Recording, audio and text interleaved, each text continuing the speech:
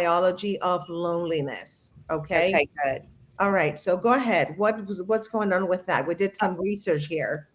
We did. And here's the important thing to know. There's science to all of this. And Yes. you always want to know the science because sometimes I think when things are just feelings, it's really hard to find the motivation to take action. But when you understand some of the science, it can add a little bit more, I don't know, of an impact to the information. So Dr. Julianne Holt Lundstad at Brigham Young University studied the health effects of social isolation in a massive meta-analysis covering over 300,000 people across 148 studies. Okay. Her findings were stunning.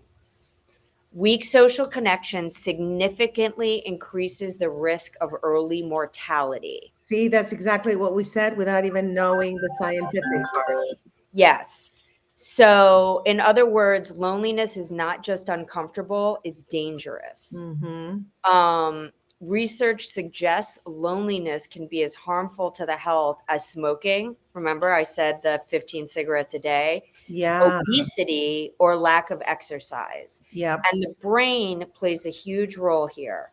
Mm-hmm. Research from UCLA found that social rejection activates the same brain regions associated with physical pain.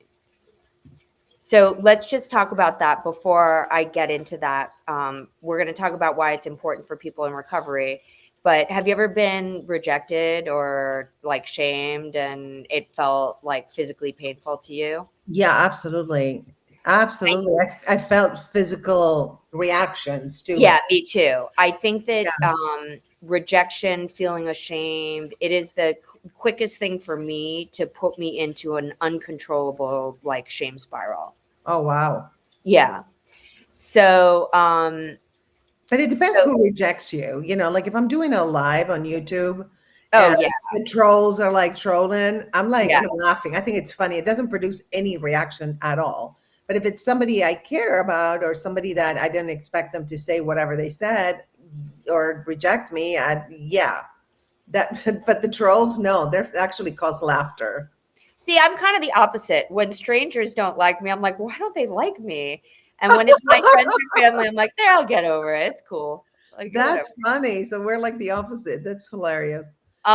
Okay, so this matters really deeply for people in recovery. Yeah. This is reach out recovery because addiction often thrives in isolation. Right.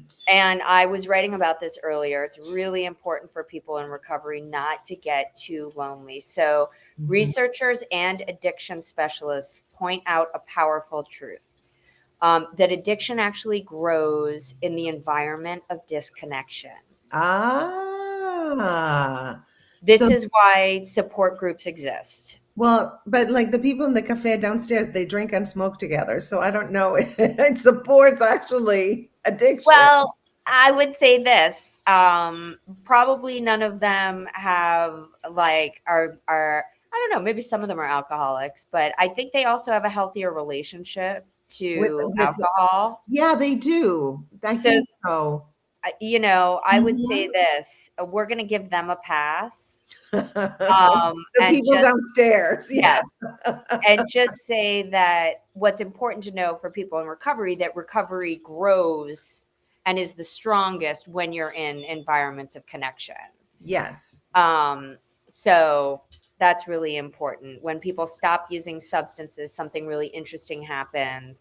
You stop numbing, the numbing disappears, the nervous system wakes up and turns back Mm, on, and the need for connection grows much, much louder. Also, you need like support and yes. people motivating you, meetings, shared stories, seeing the same faces every week. And this is how your nervous system begins to recognize safety again. And safety is the soil where connection grows, Grace. Yeah, that's very important, and especially as an immigrant, often immigrating to other countries. Um, you have to feel safe, and like I feel safe when people know I exist. For example, like if they text me and I'm not responding, then I'm not. well, for example, because I'm a fast responder. So when I Right. first moved here, like the host from the Airbnb was amazing. And she was like, anything you need. That's another thing in Spain. It's like they just met you. It's like, if you need anything, let me know. Right. And that made me feel safe. Just this one person who said that. And then I met a couple of other people that said the same thing. And it made me feel supported and safe. Right. And that feeling of safety is very, very, very important, I think. Especially if you're lonely and shy. It's not, Yes, you have to kind of find your safe people to be around. 100%. Yes. Well, your nervous system was never designed to do life alone. And that's not weakness. That's its actual biology. Yeah, we're pack creatures. Yes, we are. Absolutely. Well, we're going to take a little break. And when we come back, we want to share some listener stories because statistics are powerful. But sometimes the most powerful healing happens when we hear our own experience reflected in someone else's words. So stay with us. We'll be right back.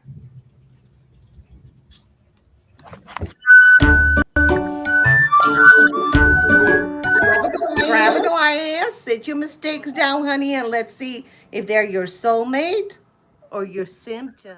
So remember that the woman must be complimented, right, Ashley? She loves compliments that I give her. And you must say things like, oh, you have lit me up like a bolt of lightning from the sky that strikes a house. Ready for some tips that are as bold as my lipstick and as sharp as my wit? Psychic Priscilla, they call me the seer that doesn't see. But I see, I see. I don't see that much. Hey there, golf lovers. It's your favorite unicorn with a horn for golf and a mind for mischief.